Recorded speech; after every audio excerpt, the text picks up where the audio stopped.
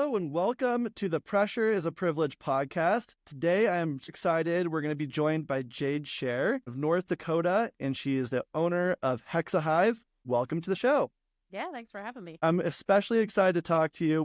We're in the same consulting group for Dan Martell. So without further ado, Jade, you want to talk a little bit about what you do and a little bit about your story? Yeah, so Hexahive is a strategic marketing agency here in North Dakota. Really started it because I was doing marketing and doing all the things already, just working for someone else. And I started doing freelance and it was like, okay, I'm given this checklist. Why are we doing this? And then would hear the goal from that agency of like, well, the client wants this. And it's like, then why are we working on this stuff? This is not going to help with that. And I've heard from so many businesses where they're like, yeah, well, I worked with an agency and it just didn't get me what I wanted, or I did this and I thought this was going to happen and it didn't. And so saw that need for someone to kind of come in and have that common sense strategy a little bit of putting first things first, balancing short-term and long-term wins. And so really what we do is help people figure out first what should they be doing for their marketing and then help them execute it. So we work with businesses all across industries and it's just really fun getting to be a part of their growth. That's amazing. I'm curious, is there one thing that sticks out that the first things first, it comes up for most clients? A lot of them, I feel like hear something from a friend of theirs, or maybe they're having drinks with a buddy that say like, oh, I have to do this because they said so. And so it's typically like, I know I should be doing like social media or this. And it's like, well, what are your goals? And then you step back to that and it's like, actually, if you're business to business trying to do that right, let's start here instead. And so a lot of the times it's just they hear something from someone else and are like, I should be doing it. Or they think that if they spend a ton of money on a new website that people are going to flock to it. That one always cracks me up a little bit where it's like, well, what are you doing to get people there? And they're like, well, they're going to show up. They're going to come to it. But how? Yeah, you gotta drive people to the website. Otherwise, it's not going to do any good, right? Yeah. And so it's really just stepping back and connecting the dots for them. And we work with a lot of marketing teams too, where they just get too caught in the day-to-day to be able to look at things objectively and be like, what's the true priority? What's really supporting your key outcomes of like, if you're trying to get new customers and increase brand awareness, like going back to the North Star of like, is that doing it? If not, then why are you doing it? And people get too caught in like well, we just do it that way. So I think that's where we can come in and kind of be the bad guy a little bit for that and make it where it's like, oh yeah, they said that we shouldn't be doing this anymore and help them step back a little there. That's awesome. And one thing that you said that really stuck out to me on our call is that you focus primarily all of your business in the Midwest because people are different there than they are in cities like New York. And I don't think we did talk about this on the call, but my wife's from the Midwest, and I can tell you strategies for what's going to work in her hometown versus in Denver, Colorado, or on the West Coast is very different. So tell me a little bit about how you cater your approach to Midwest and what's different about it. Yeah, so I think it goes either way, and I'm sure every state, every city would say like we're different, but in North Dakota, people hold that especially true. North Dakota is also far more conservative than a lot of other states. Like cold approaches don't work well. Things are a lot more relational, and so that's a big difference that we see with clients that have worked with other out-of-state like agencies is that they were trying to take an approach that wasn't as relationship focused, that didn't lean into that piece. And that's the most important thing in any market, but especially in North Dakota, that's a key difference. And I think it'd be the same of like if I went and was trying to do strategies for corporate in New York, I probably wouldn't do as good of a job as someone that works in corporate New York. And so it's just stepping back to like, we know the people here, we know what they connect with because we're in those communities.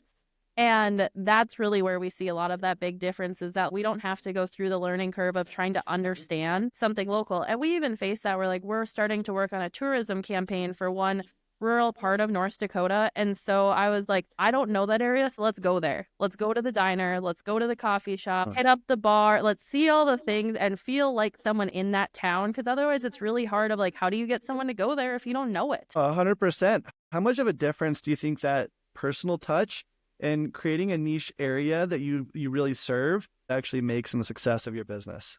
It's been huge. That's how we've been able to grow so much too with little effort on our side because people are so happy with the work that we're doing because it really connects with their audience too. that they are raving fans for us. So we, or like myself, I don't have to do nearly as much work because our clients do the work for us of getting new business for us. So that's awesome from that front. But even from a success rate, we understand the audience so well. And that's really where like most things come down to, where if someone's like, should I be blogging? And it's like, well, who are you blogging for? Why are you blogging? Do they care about it? And we've seen a huge difference from being in the community and putting ourselves in there, that we're able to get past that first learning curve of that. And that's not to say that other people can't do that, but just North Dakota and Midwest is different. And we've seen that it's really clicked with people with how we approach that way. Yeah, that's awesome. Too often, I think I see businesses that are especially marketing companies that are just in a race to go national or global, but they really don't have very many clients, and they're not producing very good results for the clients they have, because they really don't understand the end user and how to really drive whatever sales that they're looking for, right? So it's huge.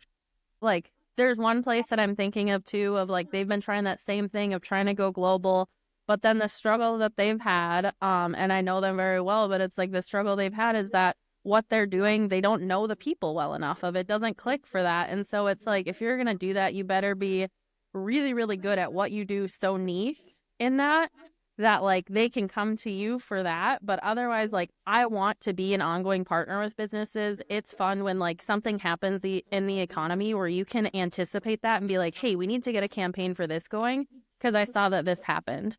And being able to build that proactive relationship, I think, is huge. And it's fun because then it's like you get to be a part of every business's success that you work with, versus just doing like one website, one branding.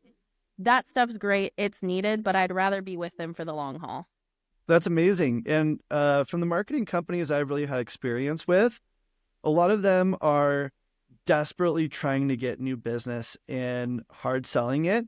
And one thing that you mentioned that I thought was a breath of fresh air is you're the opposite. You're very selective on who you'll take on as a client. At one point, you said you fired, I think it was 40 or 50% of your clients. Yeah. To make sure that you're serving them at the highest level. And it's really a privilege to be able to work with your firm. And that alone, I think, speaks volumes for what you're doing in the business. And speaking of that, I'd love to hear how you came up with the name Hexahive. Okay.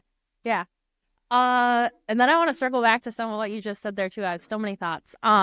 So Hexahive is really a 2-part name, and it really came from, I knew that like one day I'd want to grow Hexahive. I was pretty hell-bent though right away that I do not want to manage a team. I was like, I don't want to deal with people. I've been thrown into management roles since I was like 16, 17 at every job that I've ever had, and was just not a fan. And so that I was like, I want something flexible, but like that's not my name. Where I feel like a lot of people, when they start off on stuff, it's like Jade Consulting or other things, and I'm like, I don't care about that. So then really look to the root of, what do I care about? What do I want my clients to remember? And it came down to a twofold name. And so hexagons and hive. Hexagons, when banded together, when they are next to each other, they're the most efficient yet structurally sound shape. Similarly, that's what I want to do for clients. I want to find efficient solutions, but strong ones. We're not going to cut corners, but we're going to make sure it fits together well, that we're not wasting space on things that don't matter, and that it all holds up, and that it's a part of a bigger picture. On the hive side, I feel like most people are familiar with bees, of like the hive mind, of like they're all working towards one goal. They're working together collectively. That's the same thing that we want to do. When I talk about like anticipating needs in a beehive, that's kind of the same thing that they're doing, of like, they know what the goal is and they don't need to be told what to do. Everyone in that hive has their role and they know, here's our North Star. Let's work towards getting there. And that's really what it came down to represent. That's awesome. Yeah. Okay. I'm taking over the podcast questions. I'm here. All right. Yeah. So you had mentioned the like firing clients and things there. And I think that's something that every business owner or someone looking to start a business needs to think about, is getting past this quantity versus quality piece. And I've been frustrated with a lot of agencies where like a common thing I hear from businesses that I've worked with in agency is like, I felt like a number. I didn't feel like they knew me, like I mattered. And in a lot of cases, they are a number because they're just trying to get low dollar contracts and get as many as they can. And nobody can serve well in that. And yes, you have to start off with something. So I'm always like, I don't want to be the first agency you work with. I want to be the second. I want to show you what a good experience looks like. I want you to realize that marketing is an investment. And if you cut corners before, you're going to get what you pay for. And at the same side, like you need to be confident enough in your offering as a business owner that you can charge well for it. Like we are not cheap. That we're not the cheapest compared to any of our longstanding competitors, but we do damn good work and we're proud of it. And that's why we're able to do it. Awesome. And it speaks volumes. We might not be the least expensive, but we're going to be the last marketing firm you use because we're so good. Yeah. Love And I'm that. sure that applies to like your business too, where it's like, you don't want people to just be going for the cheapest product. Like you want something that lasts and that's good quality and like showcases your values with that. Yeah, 100%. My sales reps fire clients all the time, and we'll walk out of a sales presentation if they just feel it's not a good fit for either party, or we're not going to be able to serve them at a high level, whatever it might be. Love that. Yeah. Even this week, I was at a conference earlier this week and someone came up to me and they were like, yeah, well, do you guys do SEO? And I was like, I mean, we can, but I wouldn't work with you just for that. And they were like, what do you mean? And I was like, well, how is it connected to everything else? And they were like, I don't know.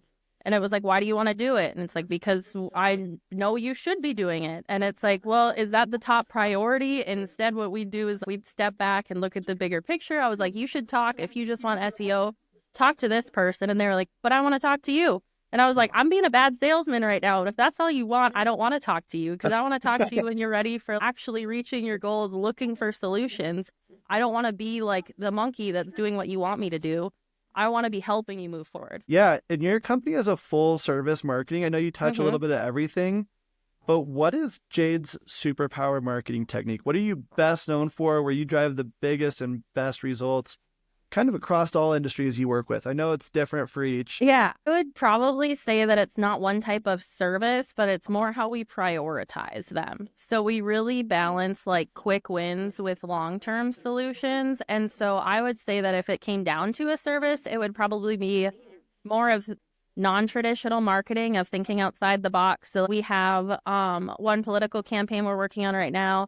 And instead of the traditional ad approach, we're doing influencer marketing, but we're also doing across every bar, basically in North Dakota. Not every, but like 140 of them, which is over half-ish. But in every bar in the bathrooms, there's like a thought bubble that talks about that political thing and like just trying to get outside of the normal. And so it says like looking good, feeling good, voting yes on measure 5. And it has a QR code to read more about it. But like nobody likes the normal approach of like, vote on this. And so trying to take a different approach to everything of like, how do you stand out? Another way that we did that recently was we were working with a company and they've worked with other like more traditional agencies in the past. And we said, okay, we want to do these cell phone videos for ads. And they were like, really? And it was like, it's going to feel like it's underproduced. It's going to feel like authentic, but it's going to be relatable to people because it's on realtors. And I'm like, nobody wants to hear a realtor talk to them in general because they feel like it's some sales pitch. So let's step it back, dumb it down to something relatable. And it blew the entire year's goal of how many impressions and everything they wanted out of the water in the first few weeks here. Tell me about that. How'd they do that? Did you have the realtors out there with their cell phones? So what we did is we lined up of like a customer that one of the realtors worked with, and we were like, okay, we're gonna come. And it was a unique story of a local business where a realtor helped them change a covenant rule. They had to get so many signatures to be able to use this building for commercial instead of for residential. And so that realtor went above and beyond and heard the business owner's side of it and then the realtor's side of it and just spliced it together just like a normal reel. But like that's something that a lot of agencies don't do when they try for like this overly produced content. And there's a time and place for good video, everything there. We would not take that approach on TV, obviously, but in this setting on social, it stood out. It got them the results that they needed, and they've tried traditional ads in the past that hit nothing. No one remembered. Nobody saw. And so it was just kind of dumbing things down a little bit. And I think too many people overcomplicate stuff. And it's like, let's simplify it, but let's do it in a way that resonates so it doesn't feel like marketing, like advertising, that it just feels like content. Yeah, especially in the Midwest, the relatable factor is a big deal, I think. Yeah, even last night. So I have a 9-year-old and she is just a vibe. She's confident. She has no doubt in herself. And so she has a candle company and is getting ready to meet with this local business to pitch doing a group order for them. And so she loves an excuse to make presentations. She made a presentation for me this summer all about pi, like the 3.1415. Yeah. It was a whole thing. But in this case, she's like, let me brush up on my hotkeys. And I'm like, I don't even call them hotkeys. Like, what are you talking about? And she's going through all the shortcuts in Canva. And I posted that on LinkedIn last night. And in 10 hours, it had 50,000 views from that. And I was like, people just want authentic. Even a 9-year-old can explain something better than Canva explains their own features. I was like, we got to have kids explaining stuff because people just want things dumbed down. They want it relatable. In the video, my son's head was like bopping around because he's 3. And I'm like, people still like, they were like, I didn't even know this. And it's like, how can we, if we're trying to educate like our audience, do it in a fun way like that? And that wasn't even a strategic move on my part. She just started talking and I started recording her. She has a candle business at 9 years old? Yep. Yeah. She's also the most aggressive salesperson I've ever met. I like can't wait to hire her one day. When her last lemonade stand, she made over $500 in 2 hours. What? And How it's much because does he charge you everyone, for that? no, because everyone that would go to buy it, she would say, do you want any change back with that? And people didn't know what to do with it. So they'd give her like a 20 and she'd say that. And then they'd be like, I'll just take 10. Or like, no, you keep it. And like, they don't know how to handle it. But it's like, if we would approach sales with that same confidence of like, it's worth this, here's what I'm here for. Imagine how much like sales could skyrocket if you approached it like that. Good work. That's good parenting right there. She sounds like she's going to be killing it at life. Yeah, she's a champion already. I'm like, yeah, she's awesome. How'd you instill that entrepreneurial spirit into her? Was that natural, or did you do some things that you taught her along the way that kind of inspired that? Oh, God. Yeah, there's probably a lot of things that I could talk about there. I would say, first off, it was teenage pregnancy. So she was forced to be along the ride with me. So she was involved with everything with me for a long time. Like, my husband's now adopted her, but I got pregnant when I was 17. And really, like, I was a single parent doing all this stuff. And I wanted to set a good example of her, of like, if I have goals, I'm going to work towards them. And I communicate with her on them. Even for her now, she has this leadership group she wants to be in at school. And so over the summer, she made a presentation for it and practiced and went to the principal on the first day of school and said, I want to talk to you about why I think I should be an Elk Ridge Trailblazer, which is what they call it. And then she was like, can I log into Canva so that she could pull up her presentation? And she talked to them through that. And it's like, from as soon as she was born, I'd always talk to her about like, if you want something, you do something about it. You don't complain. You take action, you work towards stuff, consistency, and she's embraced that. And she just kills it and still has empathy and all the things. Yeah. That's amazing. Good work. Good parenting skills. I'm trying to do that with my 3-year-old. A little more challenging at 3 years old, but he's starting to get the sales pitch down, especially if it's pushing his bedtime back. He is an aggressive salesperson. Yes. Yeah, we have a 3-year-old and then almost a 1-year-old now too. And I don't know if it's boys or if it's like not being the first kid anymore, but yeah, they have a way of like manipulating and doing all the things too. I'm like, oof. Yeah. I need to teach him more transparency with the sales tactics so he can just tell me what he's trying to do instead of the manipulating around it. So on our call earlier, you had talked about you did a lot of research on the different generations and people you hire, kind of moving the podcast more into a leadership phase here and how you lead your team. And so I'm curious, what really stood out to you in that research and how has that helped drive your team forward? Yeah, well, I think to connect the dots a little bit earlier when I talked about how I didn't want to manage anyone, it was after a while that I had a light bulb moment that there's a difference between managing and leading. Like in previous roles that I had before I had my own business, that like, you're given this set of parameters. You show up for an annual performance review. You like tell them what to do. You do these things, but you're not set up to like actually lead them. And so that alone was like a light bulb moment. I have control to be able to like set the example I want, but like it's more than just like managing someone and signing their check. It's how are you leading and inspiring and moving them forward. And then when you look at leading and inspiring, that's kind of where that research comes in, is that across generations, there's a huge gap of what they care about. And that shouldn't be surprising to anyone, but especially in North Dakota, there's a major workforce shortage. So everyone's hiring, everyone pays really well, and there's just nobody here to work. Like everyone's working already. The unemployment rate is one of the lowest in the country. And so there's still just not enough people here. And so that kind of feeds into that a little bit too. Like as I looked at what culture I want to build, I was like, where would I want to work? What would that look like? And so for me, it was like, I know my values. I want flexibility. I want trust. I don't want to be micromanaged. I want other things there. But then I started looking at like, okay, for the people that I'd hire, what would they want? With that, it's like you look at boomers and they have great like institutional knowledge a lot of the time, really, really loyal, and really just want to kind of show up, do the things, go on. You look at Gen Z, they are the complete opposite of that. They're only loyal if they have a reason to be loyal.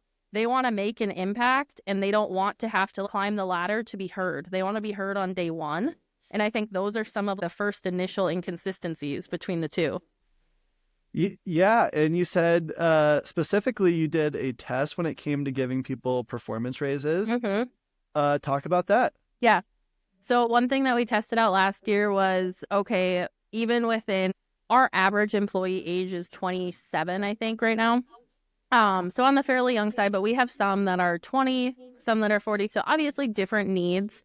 And I want to make sure that we're like serving people and giving them options that make sense. So gave the option of, okay, you could have X percentage salary increase, or let's reduce your hours so much a week, and which basically equated to a little bit higher than like the monetary increase. And it was surprising that a good chunk took that decrease in hours. And selfishly, it's great as a business owner too, because there have been a lot of studies that show that the less someone works, the more creative they are. So in our field, that's awesome. If they feel burnt out, they do worse work. So you want to avoid that at any cost. But I think that's something that employers big and small should look at, of how can you be flexible with benefits and offer different pieces. And I think especially more traditional companies have thought too much of like, we can only do this doesn't fit us. And I think there's too many excuses to make. And instead it's like, you have to look at how you can feed in to the different generations, because they care about so many different things. Right.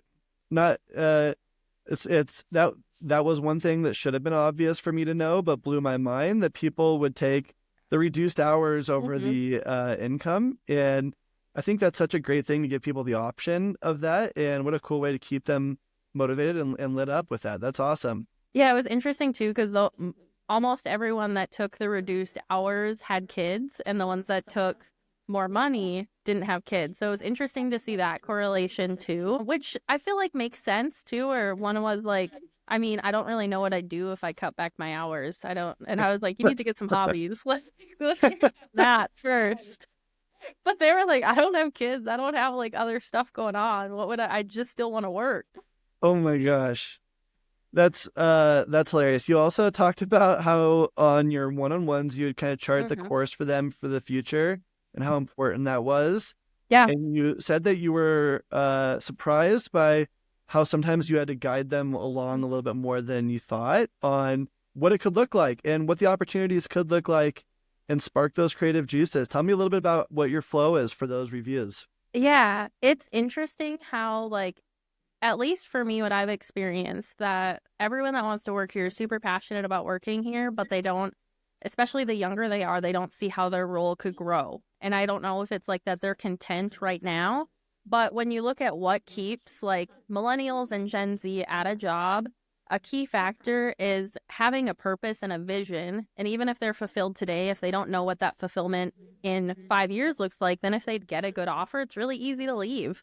So that's where we have like what we call a personal growth plan.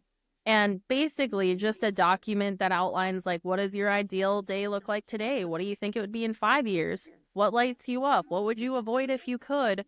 But then the part that we do beyond that is taking that and being like, okay, let's get to the root of it. Because a lot of them, like, it's interesting. You can see where they're at mentally depending on when they fill it out, too, of like what their headspace is. But from there, going like, okay, you said this, but have you ever thought about like growing into this type of role? What are your thoughts? And even like the person that I'm bringing on as COO right now, she before did like marketing strategy. And I asked her, like, have you ever thought of like taking on an operations role? And she was like, no. And then I was like, well, I think like with your skill sets that like you'd knock it out of the park. And then she like read on it and came back and was like, I think I'd love this, and was like, let's test it out. And so she's been killing it too. She whips up stuff in her sleep that I'm like, I would have died like 9 times over trying to create or document. Documentation's not my jam. But I think that's a great example of helping someone see something, because a lot of people are too stuck. Like, if I'm a designer, I can be a senior designer and then maybe a creative director, but they don't think outside the box of that, or they think like, I just need to like get a certain amount of experience before I get there, not like, what are the things you can be working on? How can you get there? What would your life look like outside of work too? And I think that's a big piece that other places miss too. Yeah, that's awesome. What do you dive into when you say, what would your life look like outside of this?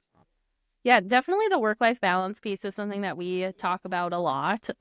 I think right now too, there's a lot of people that like just go through the motions, sometimes myself included, of like, would you want to be 40 hours a week? Would you want to be part-time? It's really interesting as you look at Gen Z specifically, the majority prefer part-time jobs over full-time. And I think that's a huge thing that like leadership needs to look at too, of like, how do you also incentivize that?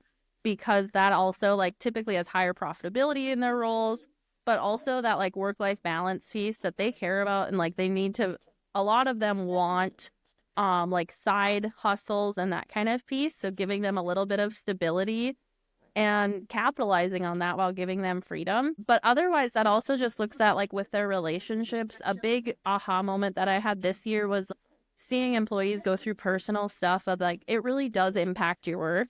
And so I'm the worst person to play therapist because I'm kind of an ass sometimes. Um, but helping them to know that like their human stuff that happens outside of work, that you still do really care about it and care about them as a human, and helping to them to get on that path of wellness inside and outside of work, I think is a huge piece. I love how you incorporate all of that into your company, especially for a marketing agency. That's so important because, like you said, the creative juices are so important for you there. And I'm going to try that next time. By the way, we give somebody a raise, I'm going to give them the option of less hours or more money and see what option they take. Because I'm curious how that would play out for us. Yeah, let me know how it goes. How we factored it too was that like more money was at like a little bit lower percentage that still fit like based on their performance and other pieces, but then that reducing hours was more, because I've just seen all the research too that points to how that increases their value when they do show up to work. And that Yeah. was something that I feel like other agencies specifically that we compete against, where at least in our region, agencies are known for having terrible culture, and it's like a sweatshop until you make it to like the executive level roles, then you like are living the sweet life. And so that was where I was like, how do we avoid that? Make it so that we stand out from that. And it's been great because we've now been like a top 10 employer in our community for 3 years in a row among all the big ones. We have no issue getting applicants compared to our competitors too. And typically for an industry specific role, we are getting between like 75 to 110 applicants for that single role. Whereas our competitors, I was talking with one and they were like, we got four Oh applicants, my gosh, that's amazing. and they've been around longer. They arguably have more like public like clients that they have that are like sexier clients, and it's like that's not enough for someone to want to work for you anymore. How are you marketing that's differently in your post? Or is that just the reputation that's driving the more applicants? Yeah, I would say reputation is the big piece. We also go to a lot more local things and work on building relationships too with our local colleges. So even today, I messaged some instructors from one of our local colleges here, and I was like, let me hire one of your students. And I was like, I'm not posting a job. I'm not doing a lot of work for it. They should be someone that can take the initiative, come to me, pitch why they should work for me, share other stuff. If there's a winner out of that, I'll hire them. If it's not, then I won't. And even doing stuff like that, like we typically will get a strong amount of applicants without even posting that and just telling them like send people our way because they're excited. They've seen other people get promoted too, from starting at something entry level and starting at something that might be more like monotonous and moving into fun things. So seeing how that progression happens too. And this year has been tough for a lot of people, but not for you, Jade. You said your business is exploding, especially from last year. Yeah. And one of the things that really caught my eye about this, and probably what I'm just fired up the most about, is as you've grown so much, you've had to learn to be more efficient with your time and to be Mm-hmm. more efficient with how you're leading and what you're getting your hands on within the business.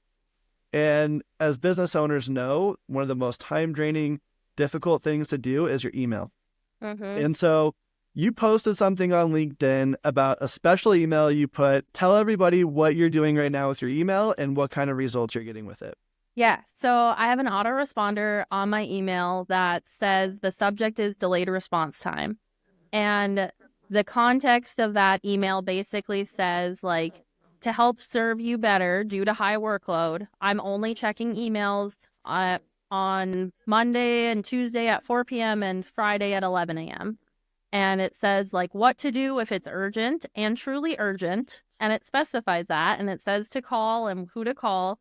And from that, like, I get a ton of great responses because it's made clients more aware of, like, oh yeah, this doesn't actually need Jade, especially because, like, most of our clients come to us through, like, it's been someone that I've met at an event, through word of mouth, other pieces. So a lot of them want to, like, talk to me, and I love talking to them, but not on the day-to-day stuff. I'm not going to serve them as well as our team can.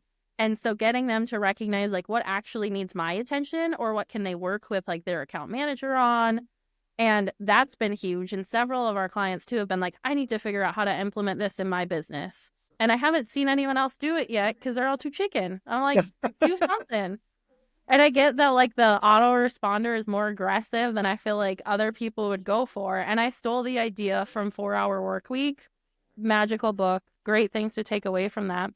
But I think that another simple workaround for business leaders that are trying to get out of their email more is to even just have that below their email signature of what times you check email and what to do if it's urgent. And I think that just gives a sense of, like, weight off your shoulders so that you don't feel like you constantly have to check it because people know what to do if there's something actually urgent.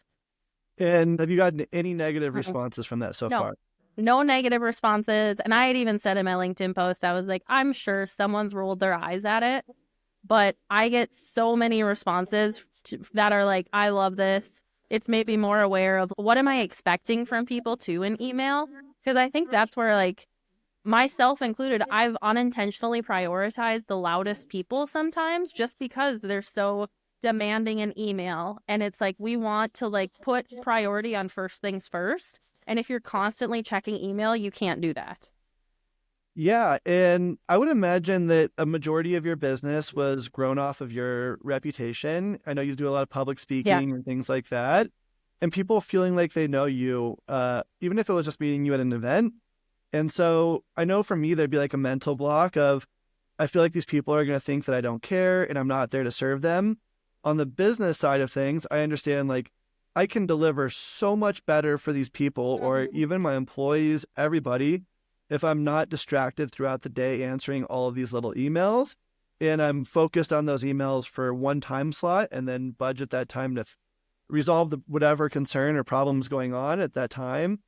And so was that a mental block for you, first of all, that you were afraid people would think that when you did this? And how'd that go? It probably should have been more of a mental block. I'm kind of someone that once I see data on something, once I feel something in my gut, I go for it and I don't question myself on it much. So I probably should have thought through more of that a little bit, but I didn't get too hung up on it because I was like, you know what? I kind of suck at email right now because I would have so many emails coming in that didn't need my attention. And that was where I felt like I was constantly drowning and not getting back to people in the way that I should. And so I was like, I feel like I'm serving everyone way better with this. And if I get back to them sooner, then, like, that's a pleasant surprise for them. But most things of, like, even if I meet someone at a networking stuff, like, I feel like it's not an urgent conversation in any means. And it's more of like, let's grab coffee. Let's establish this here once we've, like, built that. So it's not so much back and forth through email. So yeah, hindsight probably should have thought through a little bit more, but I think it's more of like doing something is better than doing nothing. And that's like a belief that I hold on to all the time. Yeah. And have you noticed an increase in your productivity since doing that? Yeah. Mm-hmm. Awesome. 100%. Like, I think also on the weekends, it's been huge where I don't even look at my email on the weekends. And that was something that I would not have had them doing in the past. We try and be really proactive with our clients. So there's not typically like earth shattering things happening because we have the systems in place that we're like paying attention to stuff. So you're not reactive. But still, I would constantly like look and then things would be on my mind, and having the freedom to be able to separate from that. Because if someone does really have something going on, I know that they'll call me. I'll listen to the voicemail, see how soon I need to follow up to it. And that, like, on the weekends and in the evening has been huge for just being able to build some more separation too, to be able to truly be present with my family. Yeah, because that fills your cup up. And if you don't do that, then you're not going to be showing up at your best when you're at work. So that's super important. I love that. Yeah, and the other thing with that too is just looking at like energy audit of like what brings me energy and what doesn't. And every time I'd look at my email, I just like die inside a little bit. And I'm like, it's not even this complicated. It's not bad. Why do I die? Why do I hate it? I don't know. But being able to like separate that too, like keeps my energy so that I don't see something and be like, oh, now I got to respond to that too, or I got to look at that. And it's nothing that's rocket science, but just keeping my energy high so I'm doing the stuff that I'm passionate about. And then obviously, like, as a business owner, you're not always 100% doing the stuff that, like, fills your cup. But the vast majority of it should be. And having it time blocked for that has been huge for, like, maximizing how my brain works, how, like, happy I am too, how energetic I can show up, all of that. That's awesome. Well, yeah, you also have a pro move that you didn't mention, and that's that you have a virtual assistant Yeah. that is combing through your email and responding to them. So that way, when you do check it, a portion of it's already handled, right? And even just knowing the like category of what it is too. So we have an FYI label. So it's like I know that like, I can just skim through and there's no action needed. So I don't need to do anything. It just keeps me in the loop for stuff. And then another one where it's like things that I specifically need to respond to. She drafts responses to other stuff and makes it so that when I do go in there, yeah, a bulk of the work's been done. And that's huge too. And I'm hoping to eventually even phase out of my responder and just have it in my email signature because we like have a good enough system. But right now I still like, I like the fail safe that people know what to do. I love that. I love that. So the name of the podcast is Pressure is a Privilege. And I believe that in some of the highest pressure moments in your life, that something really great comes from that, and you either learn or you grow based off of that. And you touched base on a couple of things on the last call that we were on, but the one that really stuck out to me is you said you broke I think it was your fingers. Yeah. Was it almost all? I think you said almost all of my metacarpals across my hand. And so typing was like out of the question for you. Yeah, like my hand, I can't even do it, but like my fingers would be down here because there was no muscles like tied to any bones anymore because of how they broke. So like I couldn't even hold my hand up. I didn't know that when you break that many things, like my hand like flopped down here. It was funny. I'd always flop it around. So it was not conducive to typing. I like got into the industry through design and then added marketing on. But I was doing a lot of design work. And design work, you need two hands typically for all the shortcuts and everything. And I could not function. So it forced me to delegate. So, yeah, so you had to delegate out pretty much everything at that point. How valuable has that been for you to learn how to delegate from that in your business today? Yeah, it was huge. I've even joked with my husband because he says sometimes that I'm reckless, and I'm like, it'll just force me to delegate more things. It'll teach me a lesson. Sometimes I need to be forced. Like, it's a positive part of it. Come on now.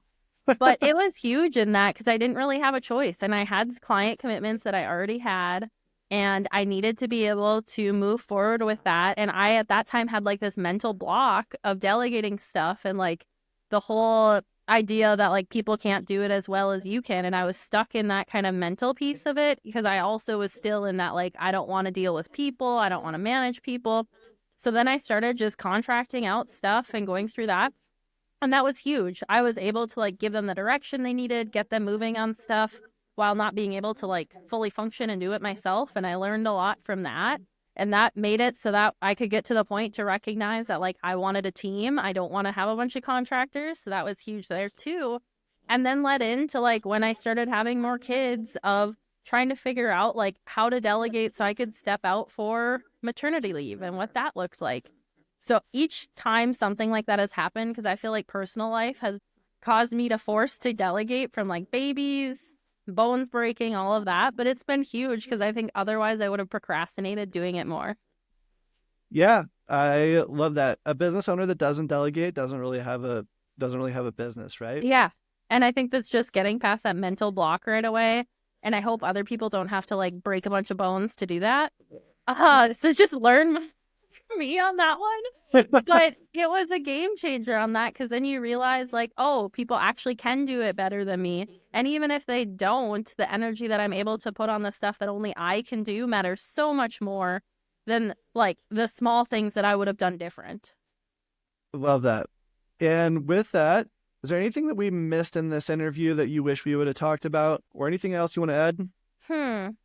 I don't think anything's missed, but I love the title of the podcast too, because I think that too many people miss the aspect of how the pressure really is a privilege and how things shouldn't get easier as you get it further in business and grow. You just get better at it, and you being able to make bigger decisions, navigate bigger challenges. My husband brought up something last night that I thought was funny. He's like, I couldn't imagine you making decisions about something $100,000 without talking to me, but look how much you've grown. And I was like, yeah, that's true. Nice. I like have the confidence. I've grown in like the decisions I'm making, the challenges I'm facing, just as motivated. And I think that's something that like business owners sometimes take for granted, that like it really is a privilege to get harder problems in your day to day. I love that and appreciate that. That's exactly why we decided to go with this name.